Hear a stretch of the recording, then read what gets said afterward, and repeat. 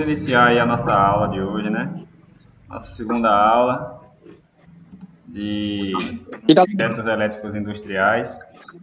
Eu vou solicitar a vocês, por favor, que desabilitem o microfone. E aí, à medida que for surgindo alguma dúvida, se quiserem fazer alguma pergunta, pode ficar à vontade para perguntar, pode interromper sem problema nenhum.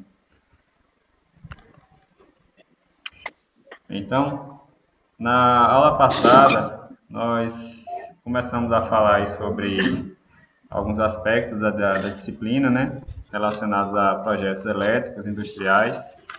Os projetos elétricos industriais seriam uma espécie da disciplina de instalações elétricas, só que um pouco mais aplicada, um pouco mais complexa do que uma instalação elétrica residencial. É necessário levar em consideração alguns detalhes, né, já que as cargas elas têm algumas características diferentes, né, numa indústria do que numa residência. Então, nós vimos ontem, na aula de ontem, o que o projetista deve levar em consideração, né, antes de iniciar o dimensionamento do projeto. Então, nós vimos aí na aula de ontem que é necessário ele ter conhecimento da condição de suprimento de energia. Vimos que ele tem que receber do interesse do cliente, do seu cliente, do interessado pelo projeto, né? Pela implantação da instalação. Tem que receber dele algumas plantas, né? Para que ele possa ficar por dentro de como é que é a edificação e a partir daí começar os seus dimensionamentos. Falamos um pouquinho também sobre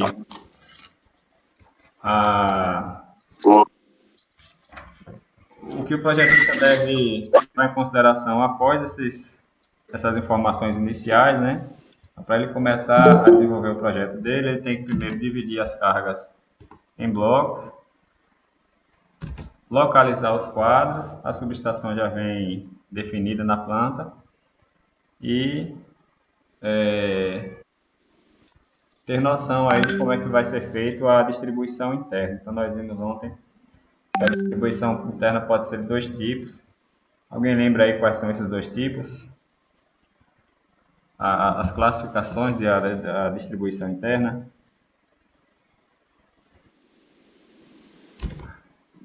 Quem quiser pode mandar no chat lá Professor.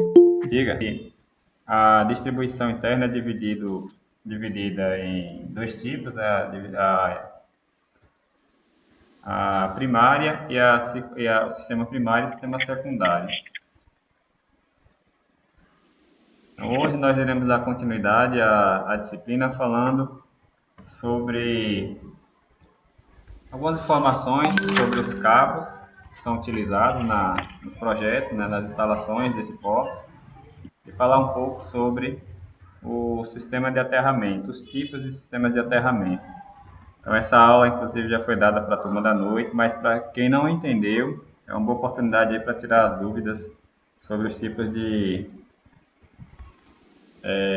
configurações, né, os tipos de aterramentos que nós encontramos aí.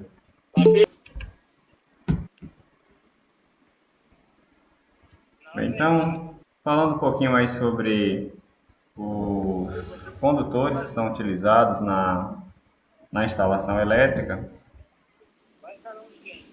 nós temos aí duas classificações, né? Duas classificações básicas, né? Nós temos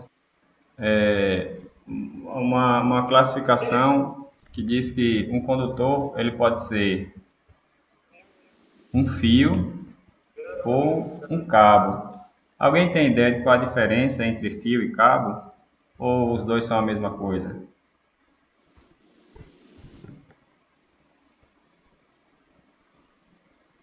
Quem quiser pode mandar a resposta lá no chat também, se não quiser falar aqui. É tudo a mesma coisa ou existe alguma diferença entre fio e cabo? Existem diferenças aí. O fio é um único condutor e o cabo cabos são vários dentro de um só.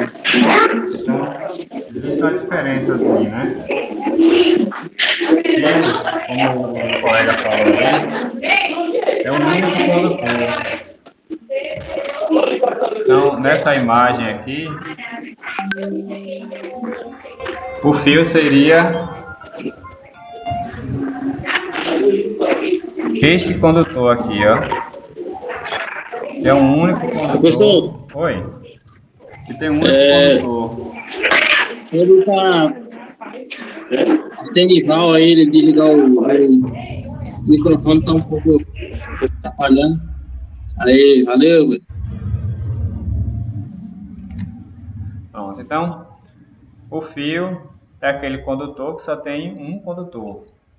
E cabo é um condutor composto aí de vários fios, né? Então, nós temos neste exemplo aqui um cabo. É um fio e um cabo. Os condutores utilizados em instalações, eles podem ser de dois tipos. Eles podem ser de cobre e pode ser de alumínio.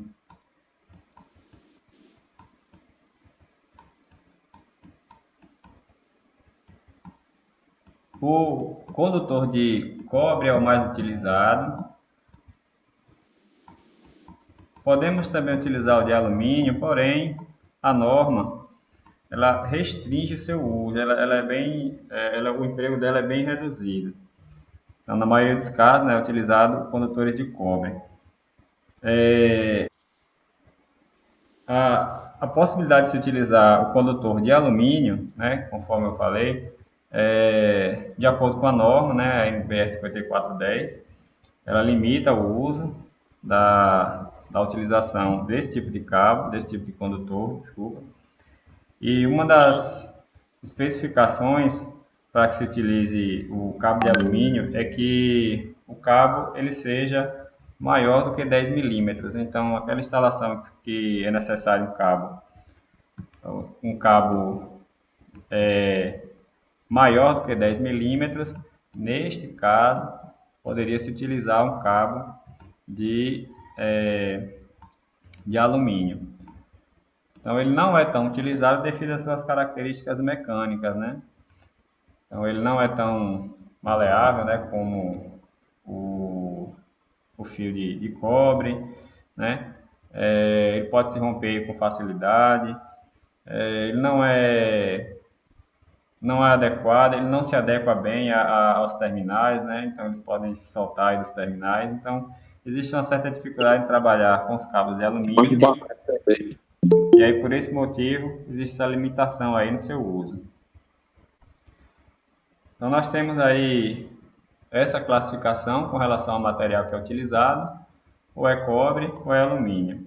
E o condutor, ele pode apresentar-se aí de duas maneiras.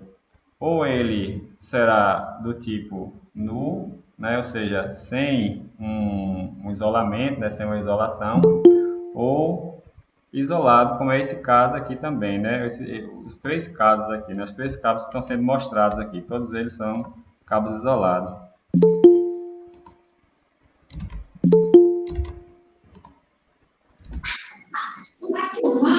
Bora, meu povo brasileiro! Boa noite. Então, nós temos aqui essas duas classificações também, né? O cabo pode ser do tipo nu, ou seja, sem isolação, ou cabos isolados.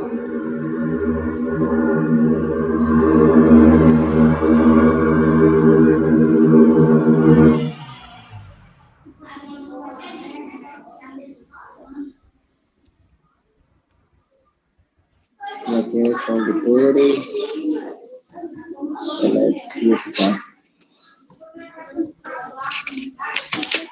Então, no caso dos cabos isolados, nós podemos classificá-los da seguinte maneira. Se, por acaso, dentro do isolamento, tiver apenas uma unidade aqui de fios, né, ou cabos, nós chamamos esse cabo de cabo unipolar. E se tiver mais de um condutor, então aqui é um condutor, nesse outro caso aqui ó, nós temos dois condutores. Aí nós poderemos chamar esse cabo de cabo multipolar. Então, se tiver dois condutores, nesse caso aqui pode ser um cabo chamado cabo bipolar. Se tiver três condutores, um cabo tripolar, né? Mas de modo geral, multipolar já indica mais de um, né? Dois ou mais. Então, falando aí um pouco sobre a isolação do material. Então, o material, o material isolante, ele é composto aí de várias substâncias. Ele pode ser fabricado aí por meio de várias substâncias. Os mais comuns são os que estão sendo mostrados aqui, né? A isolação pode ser do tipo PVC, EPR ou XLPR. Um dos mais comuns de serem utilizados são os cabos de PVC. É o cabo chamado aí, que é feito, né, fabricado com um composto chamado cloreto de polivinilina, desculpa. Polivinilina. Desculpa aí, pessoal, tá enganchando aqui. Polivinilina, desculpa. Marconi, desliga teu microfone aí. Então, nós temos aí o cabo de PVC. Eu tô falando E algumas características, né, com relação a esse cabo, é que o cabo de PVC ele é resistente a agentes químicos. Então, uma das características é a sua resistência.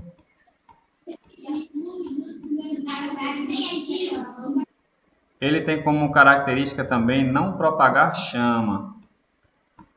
Então, caso o cabo aqueça muito, né, ou aconteceu algum curto-circuito, ele tem como característica não pegar fogo, vamos assim dizer, né? O máximo que vai acontecer ali é ele liberar uma fumaça, derreter, mas se fundir, né? Mas ele não propaga chamas. Então, é uma característica do cabo de PVC. Uma outra característica é que ele não vai pegar fogo, ele vai emitir uma fumaça, porém essa fumaça ela é tóxica. Não propaga chamas, né? Então tem esse inconveniente, ele não pega fogo, mas em compensação a sua fumaça é tóxica. Uma outra característica é com relação à temperatura de operação. Então a temperatura de operação, né, elas são tabeladas, né, para os isolantes aqui dos cabos. No caso de PVC, a temperatura máxima de operação aqui é de 70 graus. Então, durante seu funcionamento, o cabo ele suporta aí até 70 graus. Em caso de sobrecarga, então vamos supor que tem um cabo lá que seja um cabo de 4 milímetros e ele foi projetado para que por ele passe uma corrente de, sei lá, de máximo 10 amperes, né, que é a corrente nominal, vou chamar aqui de corrente nominal, né, a corrente de projeto dele. Então, uma corrente maior, nós classificamos aqui como sendo uma sobrecorrente, né, uma sobrecarga. Então, o cabo ele vai funcionar, ele vai operar, ele opera, porém, um dos inconvenientes é que a temperatura dele vai aumentar. Então, em sobrecarga, né, sobrecorrente, a temperatura máxima que ele suporta é de até 100 graus Celsius.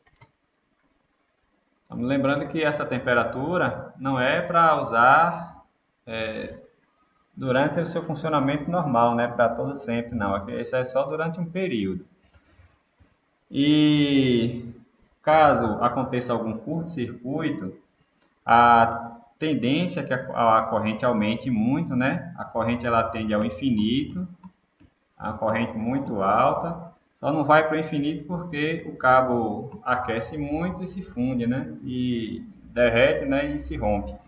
Mas se não acontecesse isso, a corrente seria muito alta. logo a temperatura do cabo também aumenta. Então, o cabo de PVC ele suporta uma temperatura máxima em curto-circuito de até 160 graus. Então, essas são algumas características do cabo de PVC. Esse tipo de cabo ele é mais indicado para instalações residenciais e pode até ser utilizado para instalações industriais ou comerciais, porém, há uma limitação com relação à tensão, né? É indicado que se use esse tipo de cabo para baixas tensões, ou seja, tensões até 1000 volts. Então, é a utilização do tipo PVC. O outro material é o chamado EPR, ou borracha etileno propileno. Só um minutinho aí, deixa eu aceitar mais outro aluno aqui. Então, algumas características do cabo EPR, deixa eu ver se tem algumas imagens aqui. Bem que eles são quase todos parecidos, não vai conseguir diferenciar um do outro aqui na imagem. Então, algumas características do cabo EPR é que, em relação ao cabo de PVC, ele tem uma isolação muito maior, né? Ele tem o que nós chamamos de rigidez elétrica muito maior. O que é rigidez elétrica? A rigidez elétrica é a dificuldade que o isolante oferece à passagem da corrente. Seria uma espécie de resistência que o isolante ele oferece à corrente elétrica. Então, quanto maior essa rigidez elétrica, mais isolante ele é. Então, o cabo EPR, ele, com relação à isolação, tem uma isolação muito maior. Uma outra característica é que ele tem uma boa flexibilidade em relação ao cabo PVC. E outra característica é que ele é resistente à água e é resistente a agentes químicos, como por exemplo, água, né? Ácidos. Então ele é um pouco mais resistente do que o cabo de PVC. Existe uma variação, estamos falando aqui do cabo EPR, é o material isolante que é utilizado no cabo. Existe uma variação que é chamada de HEPR, que é o que está sendo mostrado aqui nessa figura, o cabo HEPR.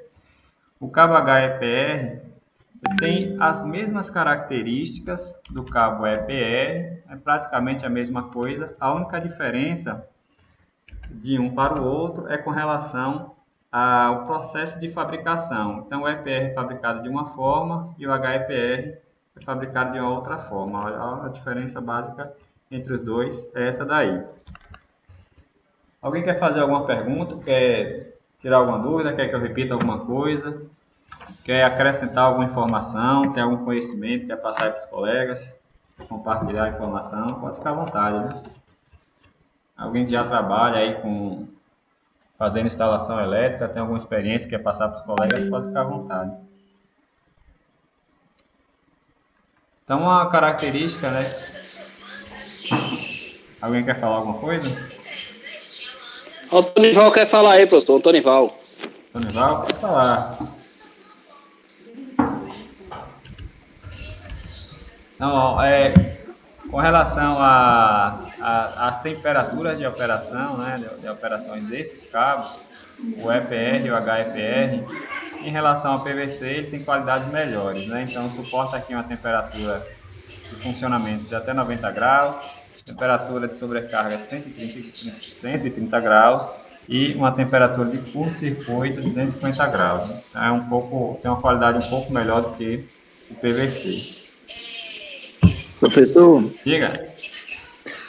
Vale lembrar também que esses cabos também tem limite de tensões, né? Tem alguns cabos que trabalham até 440, outros até 750 e outros até 1000, não é verdade? Isso, vem no próprio cabo a especificação da tensão limite dele, a tensão máxima, né? Então, são 750 volts, né? Outros até 1 kV. Principalmente esse cabo PT, que é muito usado na indústria aí. rede de poços artesianos, instalações de bombas e máquinas. É um dos mais importantes que a gente trabalha nessa linha. Aham, Esse é de 3 vias, não é isso? isso. Beleza, professor. Professor, Foi. só acrescentando aí o que o colega Samuel falou, além também da voltagem, tem também uma amperagem, né, que esses cabos suportam. Cada um aí tem uma amperagem específica aí, que se ele ultrapassar, vem ter a queima do condutor. Isso. Também. A correlação à corrente que passa nele, elas são tabeladas, né? Aí depende de vários fatores para limitar a corrente do cabo. Por exemplo, a temperatura dentro dos conduítes, a quantidade de condutores que vão dentro do conduíte. E aí tudo isso influencia na corrente limite que o cabo pode suportar em operação. Então, quanto mais cabos tiver dentro do conduíte, menor a corrente que pode passar por ele. Vamos supor que ele seja dimensionado para ele funcionar assim, sozinho, né? Vamos supor que por ele passasse uma corrente de 15 amperes. Mas se tiver 3 ou 4 condutores, essa corrente vai baixar um pouquinho, porque esses 3 ou 4 condutores vão aquecer lá dentro, né? Vai ficar bem quente. E aí isso influencia na resistência, né? Que acaba influenciando na corrente limite que passa por cada um dos condutores, né? Mas ele tem realmente uma corrente limite. Aí onde é que entra o cálculo de demanda? Você vai somar as potências e dividir pela tensão, vai saber qual é a corrente que vai ser usada nesse tipo de situação aí para cada condutor, entendeu? Qual é o disjuntor para cada tipo de circuito aí nessa situação. Isso mesmo. O cigano sabe de alguma coisa, viu, professor?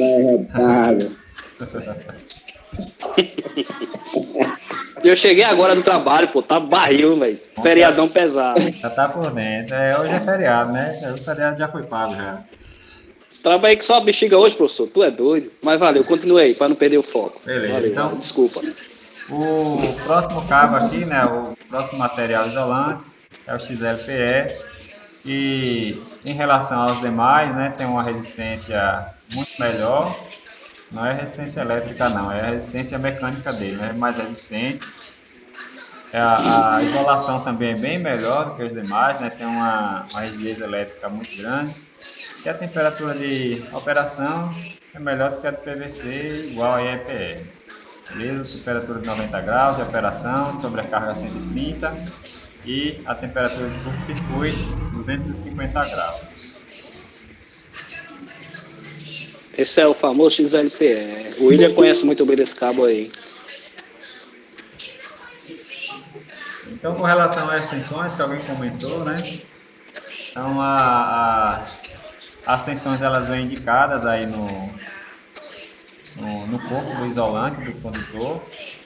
E nós temos aí tensões para cabos isolados, né? De até 750 volts para baixa tensão. Para baixa tensão aí, cabo unipolar.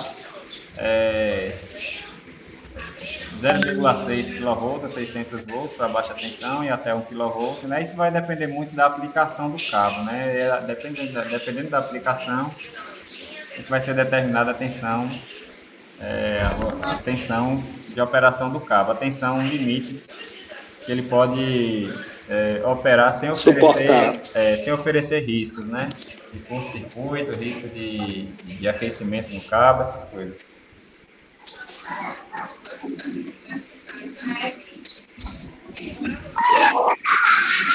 Bem, então,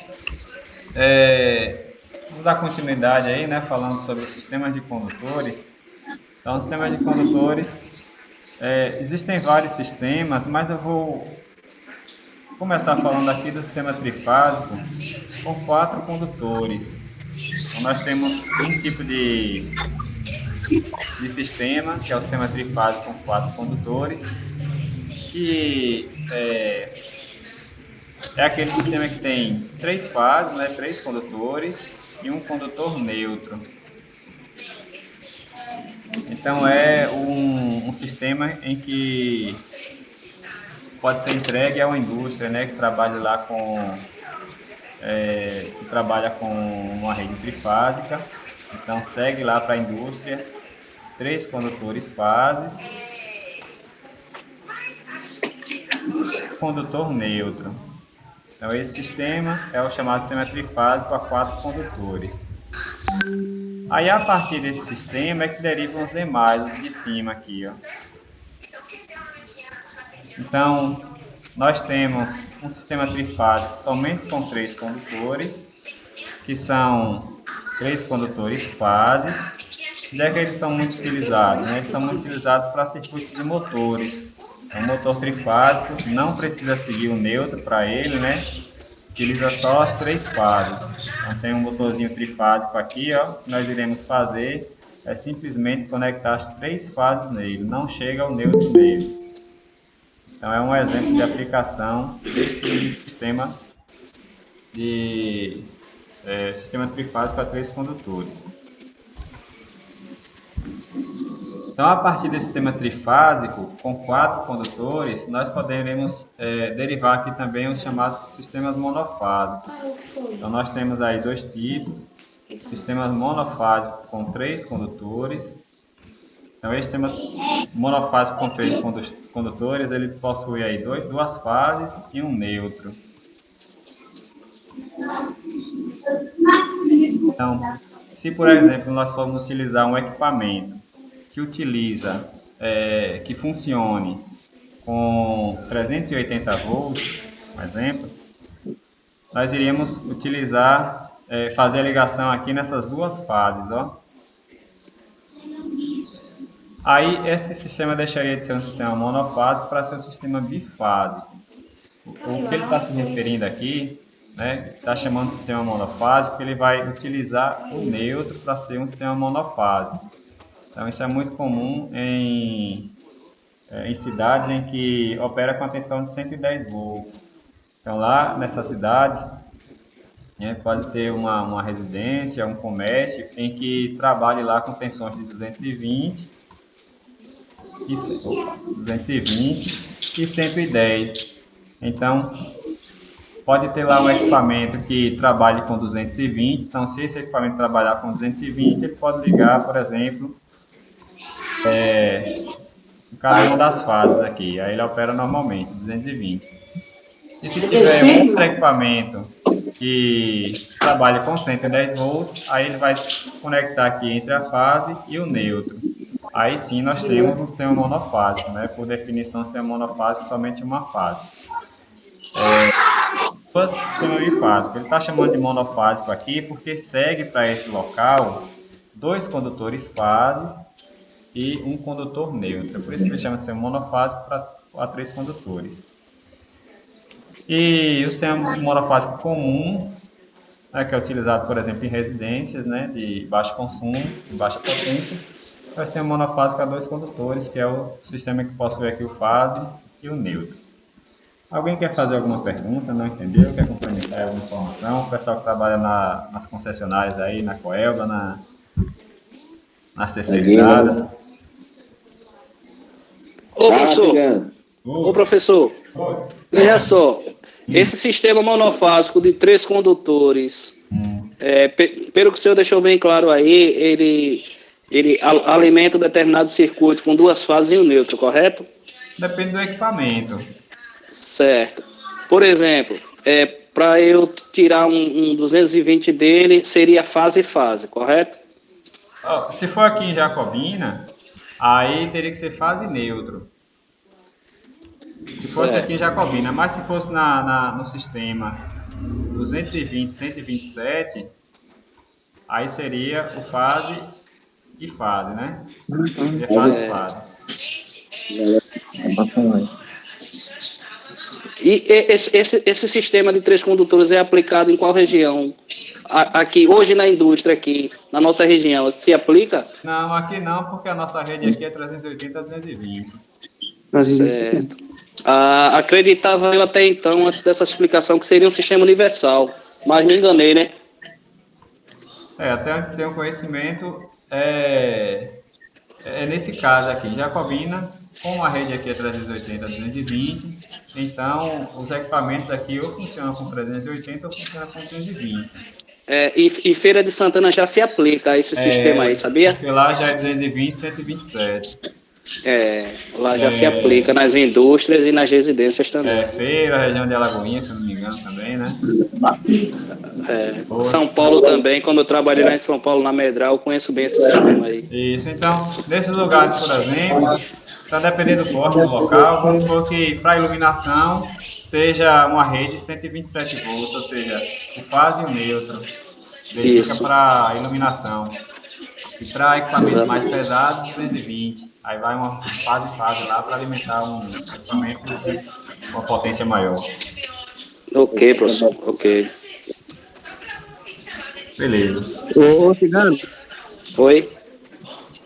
o prédio aqui do Derba aí, onde hoje é o batalhão da polícia, ele é 127, 220. O transformador dele lá não é 220 não, é 127. Ele funciona nesse sistema aí que o professor está explicando. Né? Beleza. Tranquilo. Agora, professor. Tem várias Ô, formas. professor, Diga. Prossiga aí. Diga, tô eu ouvindo. posso puxar uma fase e um terra para usar 127? Rapaz, não é aconselhável fazer isso não. Por norma não pode não. Para um instalação comum, não. Mas dá 127, não dá? Dá 127. Quer dizer, não é uma coisa estável, né? Pode ser que varie. Se o aterramento não estiver bem legal, talvez não dê 127 volts não. Ok. Mas você está falando aqui em Jacobina, por exemplo? Aqui em Jacobina. Não vai dar não. Vai dar 220. Fase e terra. O fase terra vai dar 220 aqui. Não é neutro não, professor, ele se refere ao terra, ele fazer um aterramento conjugado, entendeu? Ele mesmo fazer a malha dele para dar 220. Será que daria? Ou 127? Não, só dá 220. Pode dar um pouquinho menos, porque se der um pouquinho menos é porque o terra não está muito legal. A polaridade não está muito legal, não. No Derba dá para você fazer. Se der 127 é porque está tendo alguma perda de tensão aí. Porque entre a fase, vamos supor que seja a fase, né? Fase e fase. Se for aqui em Jacobina, se você pegar aqui uma fase e ligar ao terra, é para dar 220, porque a terra, por definição, tem um potencial de 0 volts. 0 volts. Isso, então é para dar 220 daqui para cá, ó. Não vai dar 127 não. Se der 127 é porque esse terra ele não está muito legal. Aí está tendo uma queda de tensão aí, ou no fio, algum lugar está tendo uma queda de tensão. A queda de tensão no caso de 113 volts, 93, né? 93. Está tendo uma queda de tensão de 93 volts em algum lugar aí. Está perdendo 93 volts. Entendi. Ô, professor. Oi.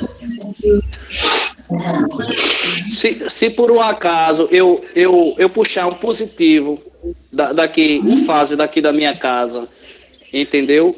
E o neutro de um vizinho, e montar uma tomada individual, vindo só o neutro do meu vizinho e o fase daqui de casa, não deixando passar a fase neutro pelo meu medidor, eu tenho como fazer um gato? Usar a energia sem pagar? Que funciona. Olha, não diga isso não, que o cigano sabe de muita Vou lhe coisa. contratar, viu, cigano? Cigano tá doido pra perder o emprego, né, bicho? Tô falando em ligar Aí não, é tô fraude, falando aí da é parte fraude, técnica, já vai da bater parte lado. Ensinando o pulo do gato. Tô falando da parte Cigano. técnica, da parte. Vou fazer um bate-caixa na cara de cigano. Da parte do fundamento, né? Você me chama Tipo do aí, fundamento. viu, pra gente. Agora se é gato, já não é comigo. Você também, viu, Atenival? Eu não trabalho com essas paradas aí, não, moral. Vamos dar continuidade. Não trabalho com isso aí, não. Não trabalho com isso, não. Tô de boa. Não. Então vamos falar agora sobre o sistema de aterramento. O sistema de aterramento, nós vimos essa aula lá com a turma da noite, né? A turma do sábado não viu, então é bom ficar atento. E para quem não entendeu, né, quem já viu a aula e não entendeu, essa é uma boa oportunidade de tirar essa dúvida. Então, o sistema de aterramento, nós temos aí vários tipos de sistemas. Então, o sistema de aterramento, ele é utilizado aí para duas funções, né? Ele é utilizado para, nós chamamos o sistema de aterramento funcional, né? É uma função dele, é o aterramento funcional. E o sistema de aterramento, ele pode ser do tipo, pode ser utilizado, né? Ele serve também para proteção. O que é cada um dos dois?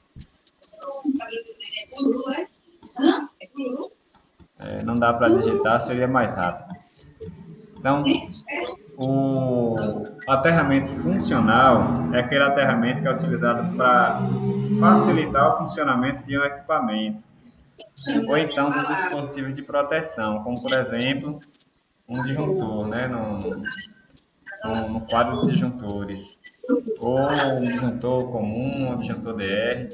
Então ele serve para que o equipamento funcione de maneira adequada. Ou então, existem alguns equipamentos que são muito sensíveis, como por exemplo equipamentos de eletrônicos em geral, né, computadores, essas coisas.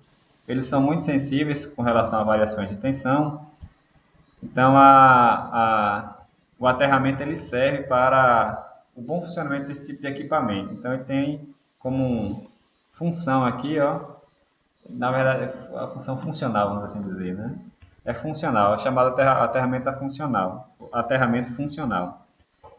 E além deste aterramento funcional, ele existe é utilizado para uma outra função, a função de proteção. A função de proteção, principalmente das pessoas, né? Ele pode proteger os equipamentos também, mas a principal função nesse caso aqui é proteger as pessoas contra choques elétricos. E o aterramento ele pode acontecer de várias maneiras, ele pode ser realizado de várias maneiras. E a forma que nós identificamos o aterramento é por uma sequência com duas letras. A primeira letra e a segunda letra. Ao invés de falar de ler o que está aqui, eu vou mostrar aqui nos desenhos, que inclusive tem no módulo de vocês. Então, observe esse sistema de aterramento aqui, ó. Então, aqui vamos imaginar que seja a nossa fonte, sei lá, o quadro de medição, e aqui o equipamento. Então, nós temos aqui, derivando da fonte, um condutor fase e um condutor neutro. Observe que a fonte, né, está aterrada, o neutro aqui está aterrado, e o equipamento também está aterrado. Ó. Ele chamou aqui de massa ou carcaça, é a carcaça do equipamento mesmo. É a massa, a carcaça também pode ser chamada de massa. Então, uma máquina qualquer lá, se ela tiver uma carcaça metálica, essa carcaça ela tem que ser aterrada, né? Em algum ponto lá da carcaça vai ter um cabinho lá conectado a ela, a carcaça, e de lá, de alguma forma, ela vai ser ligada ao terra. Lembra daquelas geladeiras antigas em que via um fio separado, né? Um cabo separado, verde e amarelo, para você fazer a conexão do terra. Seria mais ou menos nesse sentido aqui, né? Esse fio verde e amarelo, de alguma forma, ele estaria ligado à carcaça do equipamento lá dentro. Então, está conectado ou a massa ou a carcaça, como nós chamamos, ou a massa, né? Então, e observe que o aterramento do equipamento ele é feito de forma independente aqui, ó, em relação ao ponto de alimentação. Então, note que a fonte ela é aterrada e o equipamento também é aterrado de forma independente. Então, esse tipo de de ligação, esse tipo de aterramento, ele é identificado por uma sequência de letras. Então, quando a fonte ela for aterrada, nós identificaremos essa situação pela letra T. A primeira letra, né, vai ser a letra T. Então, o que é que representa a letra T? Ó? A letra T representa que a alimentação ela é aterrada, né? É diretamente aterrada. A letra T, a primeira letra. E a segunda letra? A segunda letra vai indicar o tipo de aterramento do equipamento. Então, o equipamento ele também está aterrado, porém, o aterramento aqui é feito de maneira independente da fonte.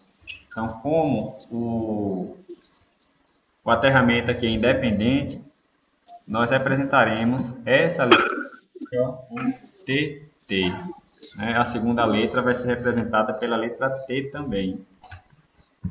Então, o que é que representa a segunda letra? A segunda letra representa o aterramento dos Só pode voltar a explicação, por ver? Como é?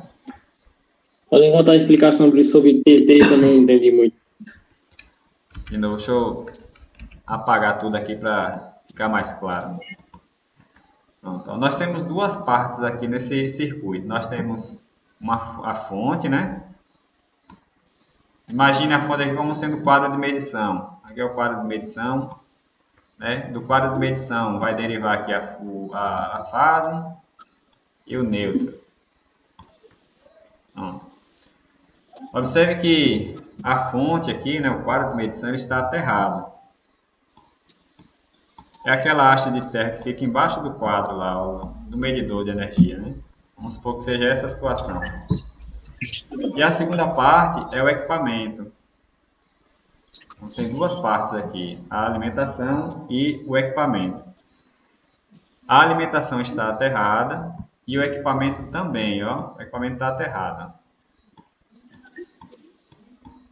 Então, nós podemos representar por meio de um código esse aterramento. Então, esse código ele é feito por meio de duas letras. Um código com duas letras. A primeira letra indica o aterramento da alimentação. E a segunda letra, o aterramento do equipamento. Então, ó, a alimentação ela pode ser identificada de duas maneiras. Ou o equipamento está aterrado, como é esse caso, ou não está aterrado. Quando a alimentação, ou a fonte que ele está chamando aqui, ó, quando a alimentação está aterrada, nós representaremos pela letra T. O que é que representa a letra T? A letra T diz que a alimentação é aterrada, ó, é diretamente aterrada. E a segunda letra? A segunda letra indica o aterramento do equipamento. E aí ela pode ser identificada por duas letras também, ó. Ou a primeira TI, a segunda letra T ou N.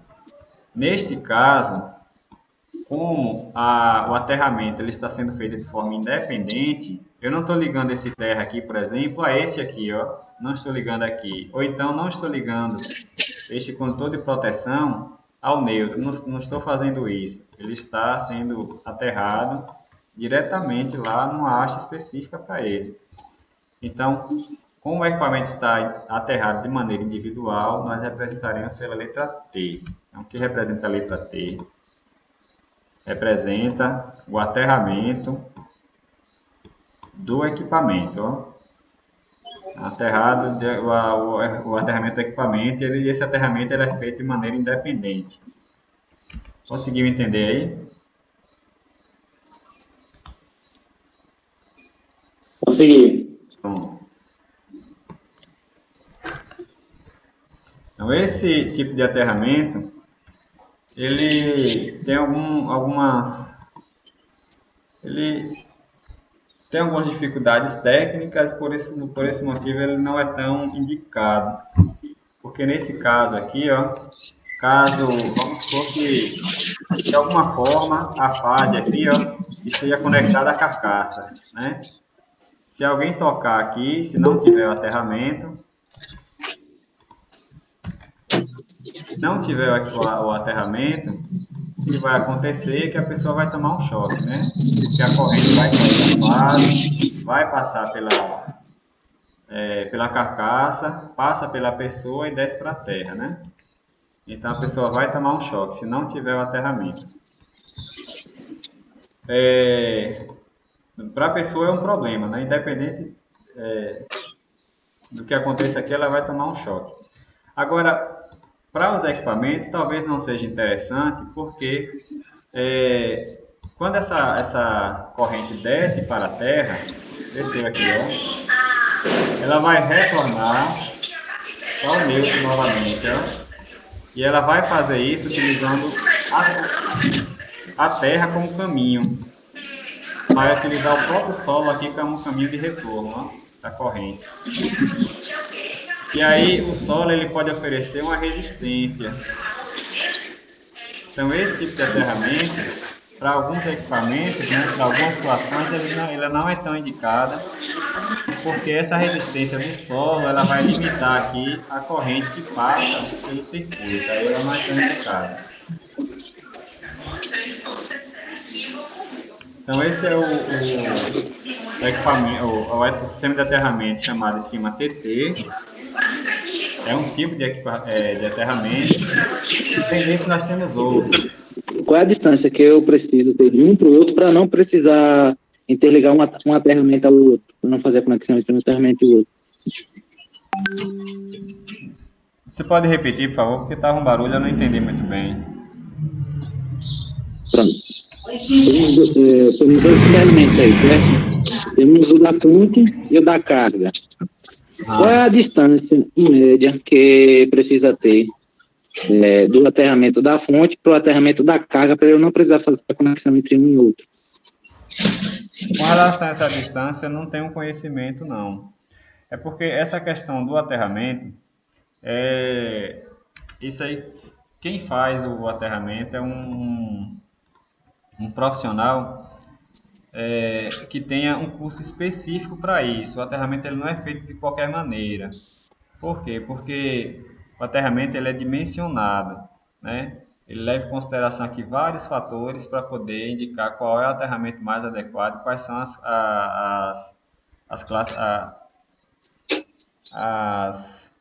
os dimensionamentos mais adequados, né? Então, para dizer qual é a distância mínima, a distância máxima, isso é por meio de cálculo. E quem faz isso é uma pessoa que fez um curso específico na área e tem uma especialização nessa área, né? Sistema de aterramento. Eu, infelizmente, não tenho um curso desse tipo de sistema de aterramento. Logo, eu não sou a pessoa mais adequada para informar esse tipo de informação, vamos assim dizer, né? Você vai me desculpar porque eu não sei. Não, tranquilo, professor. Porque, tipo assim, eu vi uma informação de um engenheiro que nem o senhor falou, ele é especialista nessa área de aterramento. Uhum. Aí ele deu uma explicação breve sobre o aterramento e sobre os pontos, né? De aterramento, dependendo da distância, tem que ser feita com outro ponto. Por conta de um surto elétrico, o aterramento, no lugar de ser um escape, ele pode servir como condutor, se estiver muito próximo, não tiver nenhuma conexão. Uhum. Entendi. Agora, eu não lembro se ele falou sobre a distância mínima, mas eu creio que não. Ele estava querendo vender o curso dele. Infelizmente eu não tenho esse conhecimento para te dar essa resposta. Eu vou ficar te devendo essa daí. Pode continuar, obrigado. Pessoal, olha, a situação é o seguinte. Para todo aterramento existe uma coisa. Na realidade, o aterramento se chama sistema de proteção de descarga. Aí ele varia muito, pode ser de descarga atmosférica, ele pode ser de uma eventual descarga de um equipamento, ele serve como proteção contra um possível choque elétrico, um eletricista ou um curioso que está por ali só dando uma de eletricista. Quer dizer, serve como funcional também para um determinado equipamento funcionar. Então, tudo isso entra no sistema de aterramento, que é o sistema de proteção, entendeu? Então, se o engenheiro deu essa dica aí, realmente ele queria vender o curso dele. Mas se o cara se aprofundar mais no sistema de produção de descarga, o cara vai ver o passo a passo de um aterramento. É simples, é só uma malha aterrada, fechada, tanto em estrela quanto em triângulo, que serve como proteção, pô, só isso. Aterramento é só isso, não é nada mais do que isso. Desculpa eu falar assim, mas porque deu vontade, viu, galera? Foi mal. Voltou por aqui, acompanhando. Só um questionamento, Fernando. Só pronto? Beleza. Oi. Só um questionamento cigano aí. Eu fico meio em dúvida nessa questão de levar o aterramento como uma coisa fácil, uma coisa qualquer, né? Pela questão que envolve na casa de um engenheiro eletricista, ele tinha todos os equipamentos de aterramento, né? Aí, iniciar o projeto que era para fazer na casa dele era com aterramento em linha. E não foi feito porque ele tinha um equipamento lá, se não me engano, acho que é o megômetro. E não deu. Termômetro. É o termômetro, pô. Termômetro. Termômetro. Ele mede a resistência do solo. Aí não deu. Pelo jeito a gente fazer mudar, né, o sistema para delta e ainda continuou sem dar por conta da resistência do terreno. Aí a gente botou 6 hastes de terra no terreno dele para dar o número que ele queria. Entendi. Mas por que vocês não botaram um carvãozinho vegetal e sal em pedra e cal, pô? Daria um aterramento massa, pô. Tudo é o pulo do gato. Isso é mito, Cigano. Cigano, isso é mito, esse negócio de sal. Sal é corrosivo, pô. Vai corroer, é abaixo de 10 ohms. Ou seja, você vai conseguir aprofundar nas hastes, pô. Aí, se você colocou 3 hastes e não deu esse valor, você vai colocar 4. Não conseguiu 4, vai colocar 5. Sal e carvão. Carvão é bom no churrasco, pô. E sal pra temperar a carne. Pra temperar a carne. Se não me engano, nós fizemos uma prática ainda lá, não foi? Com o aterramento. Aí nós usamos o termômetro. Acho que nós fizemos essa prática lá, não foi? Aí o William botou quente agora então, Cigano. Pronto. Mas essa questão do aterramento, como eu falei, no nosso caso aqui, né? Onde é que vocês poderão utilizar observar? Deixa eu ver se eu encontro um manual aqui. Eu achei que tivesse encontrado um manual com o aterramento. O que você vai observar, vamos supor que você vai querer instalar um equipamento qualquer. Aí lá no manual do equipamento vai indicar o tipo de aterramento que você tem que fazer. Se é um aterramento TT, se é um aterramento TN, TNS, TNC. Então, o importante para a gente aqui é saber quais são os tipos de aterramentos que nós temos. Agora, que existem, né? Agora, como dimensionar, aí sai só o especialista que pode dimensionar. Tem que ser abaixo de 10 ohms. Essa é uma regra, né, de mercado. O pessoal adota abaixo de 10 ohms. Mas já tem estudos indicando que o ideal seria abaixo de 2 ohms, né? Mas, para ter a certeza mesmo, só calculando, só dimensionando o sistema todo. Quem vai fazer isso é o especialista da área, ou a pessoa que tem uma especialização, fez um curso e é especialista nessa área para sistemas de aterramento. Então, o importante para a gente aqui é saber interpretar esses desenhos aqui, e saber interpretar as nomenclaturas. O que é um esquema TT? Pronto, um esquema TT é esse tipo de aterramento. Então, o que é que você vai fazer? Você vai aterrar a alimentação e aterrar o equipamento. Agora, não deu os 10 ohms, aí você vai ter que agora falar para o seu cliente que é para ele contratar o serviço de um especialista para ele dimensionar o sistema de aterramento dele, e aí você vai lá e faz a montagem. Diga. Ô, professor, esse 10 ohms é uma referência que, inclusive, agora teve uma atualização da NBR 5410 e ela tirou essa referência de 10 ohms. Ela fala agora que o mais próximo de zero possível, ou seja, o menor valor que você conseguir. É isso. Aí eu falei aí anteriormente 10 homens, que seria o ideal, mas é só uma referência que Que é uma que antes referência tinha da área na é esse, NBR, né? mas agora não tem mais não. Ela fala que o menor que você conseguir, né? Isso, há um tempo era 20, abaixo de 20 homens já estava bom. Aí adotou-se abaixo de 10 homens. Eu já vi estudos indicando que abaixo de 4 homens. E aí o mais recente que eu vi foi formando abaixo de 2 homens. Mas lembrando que só vai conseguir isso, né, por meio de um dimensionamento adequado. Então eu não estou conseguindo achar o manual para mostrar aqui a vocês, o manual de um equipamento que informa essa situação aqui. Ó. Vocês conseguem notar alguma diferença entre esse desenho aqui, este sistema de aterramento, esse esquema e este outro? E aí notaram alguma diferença? O equipamento não está aterrado, professor. O equipamento está aterrado? Os dois Não, estão. está aterrado, mas não tem um pé individual. Ah, né? Ele está ligado aqui no neutro, né? Ó. Positivo. Isso aqui que ele não está mais aterrado de maneira individual, ele está aterrado no neutro. Positivo. Bom, então aqui nós temos um segundo tipo de aterramento. Professor, Oi. eu já encontrei bastante isso aí em serviços de outras pessoas, na questão em que se propõe um chuveiro elétrico. O pessoal aterra bastante o terra do chuveiro no neutro. Isso é viável? Pode, não pode? Não é, Eu creio que não. não é indicado, não. Não é indicado, não.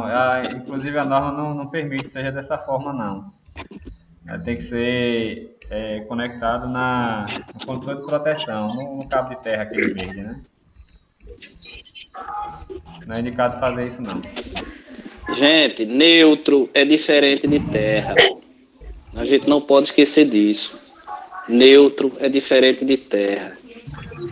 Isso é fato. Isso não é nada inventado, não. Isso é fato. Neutro é uma coisa, terra é outra. Não, isso a questão é o quê? Eu comentei com o professor que isso, para quem faz serviço residencial, é uma das coisas que é mais encontrada. O chuveiro elétrico é aterrado no neutro.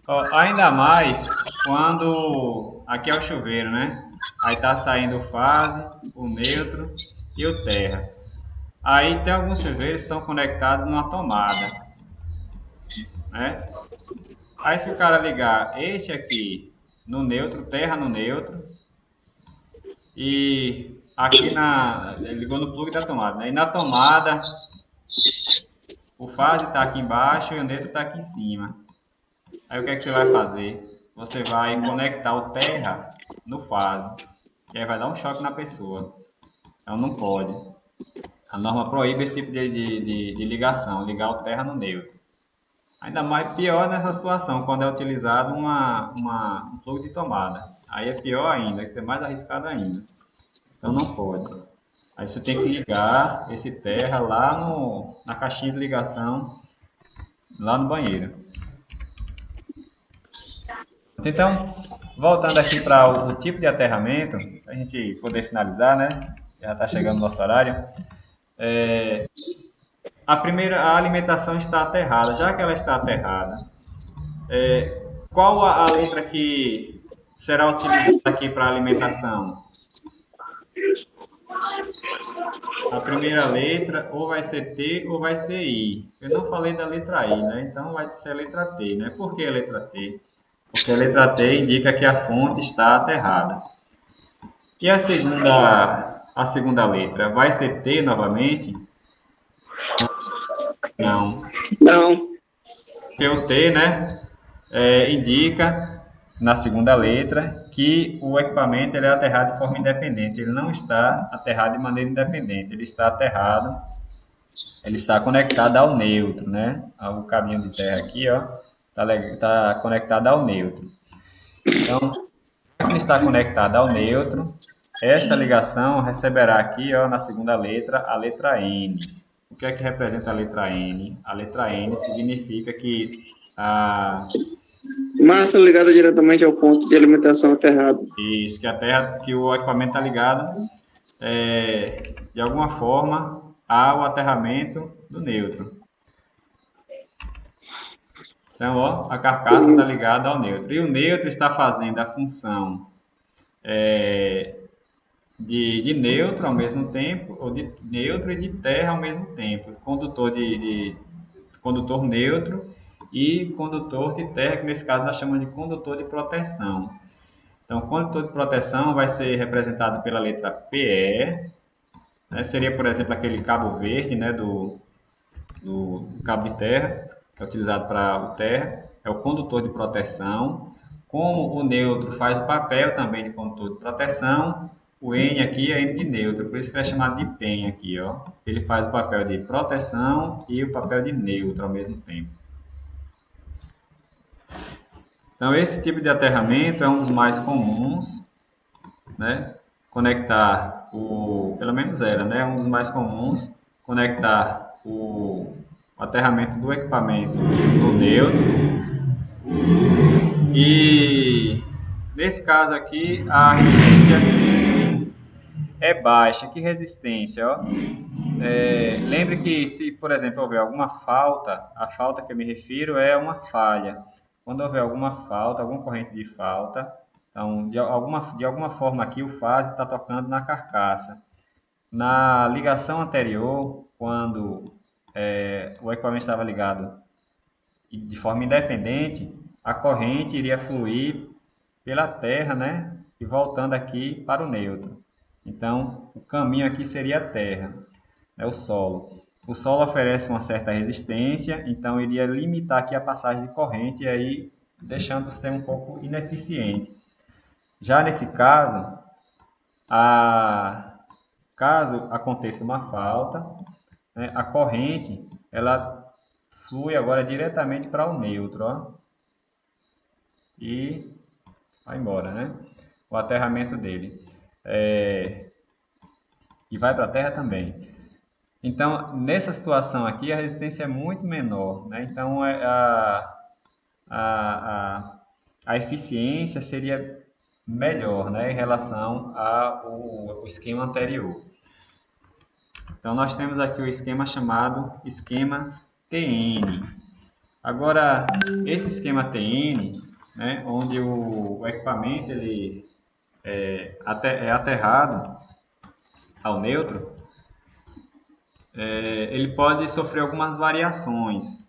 Então, quais são as variações? Ó?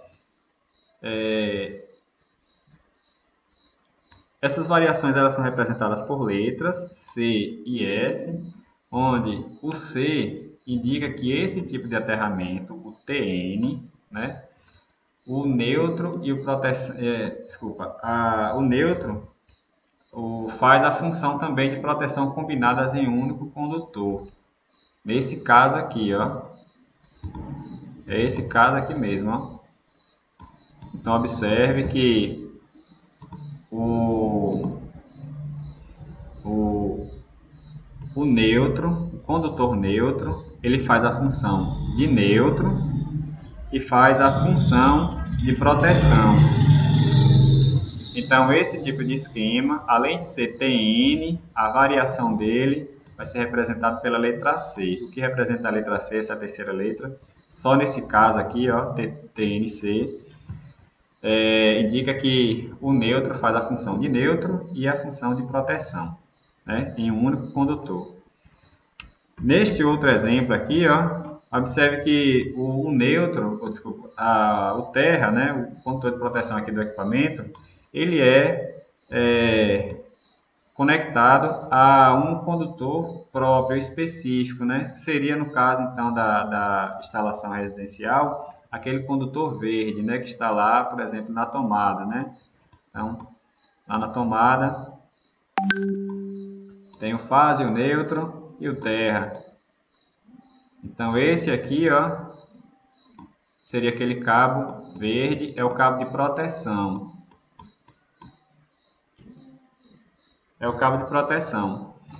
E observe que, de certa forma, ele se liga ao neutro aqui, ó, e se liga ao aterramento. Porém, o aterramento aqui ele segue de maneira independente do neutro. O neutro é um condutor Alguém lembra qual é a cor do condutor neutro?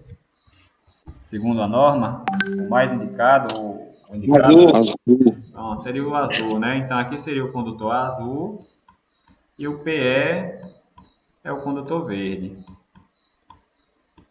que é o condutor de proteção, ou o cabo para o aterramento. Então, como eles seguem condutores diferentes, eles recebem uma terceira letra, né? E a terceira letra, como indicado, vou apagar aqui, é a letra S. Beleza? Onde o neutro tem a função de neutro, né? O cabo do neutro, e o de proteção, terra, tem a função de proteção, tem a função de terra, que é o cabo verde, no caso, né? Nós temos ainda uma terceira variação do tipo TN, em que nós temos até determinado ponto um cabo específico para a proteção e um cabo específico do neutro, né? O neutro sempre vai existir.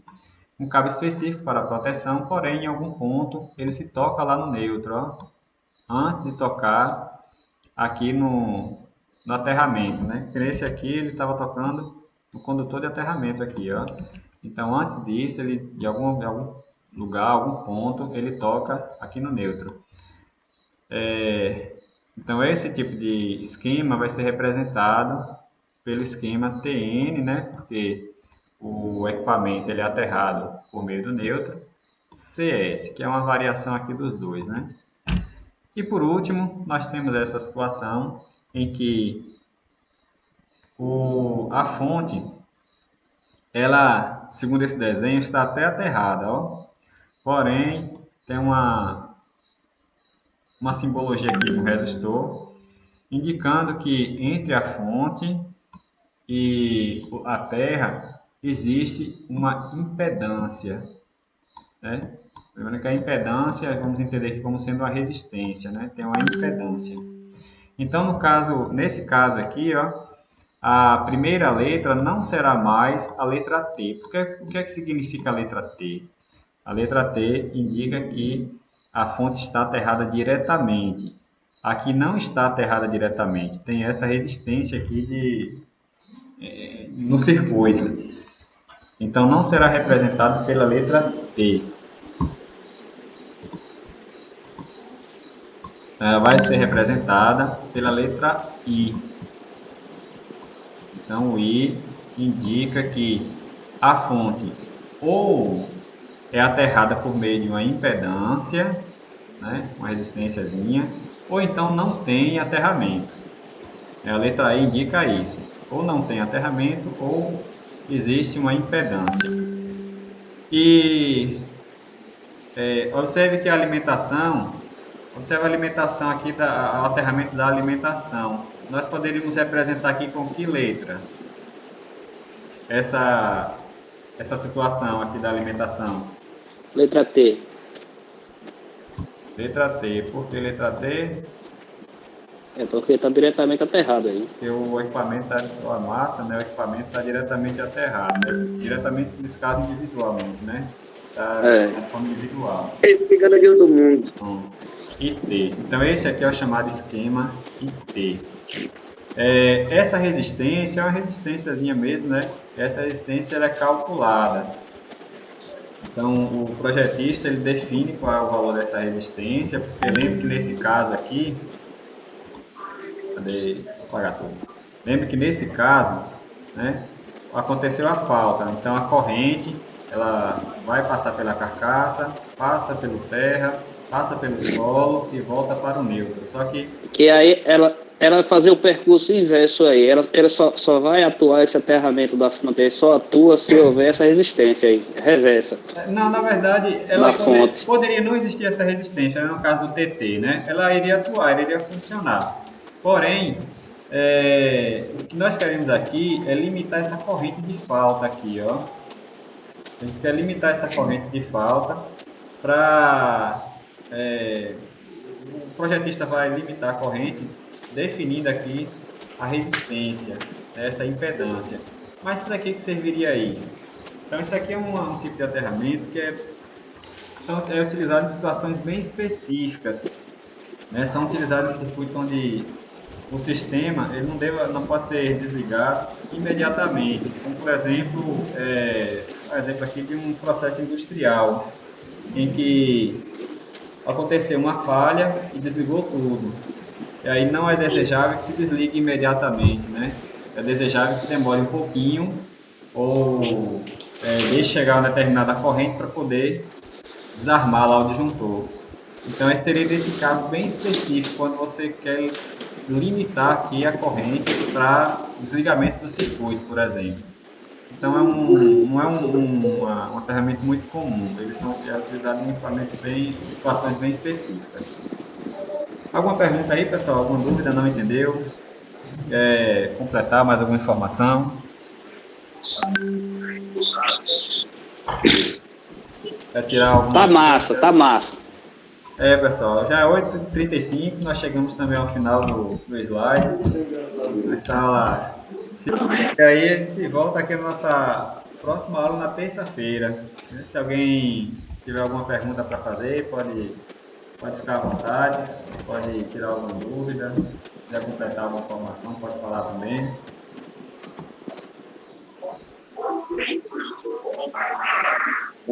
Tá tudo massa. Então, beleza, pessoal. Então, boa noite para vocês. Hoje eu não vou desligar e subir, não. Hein?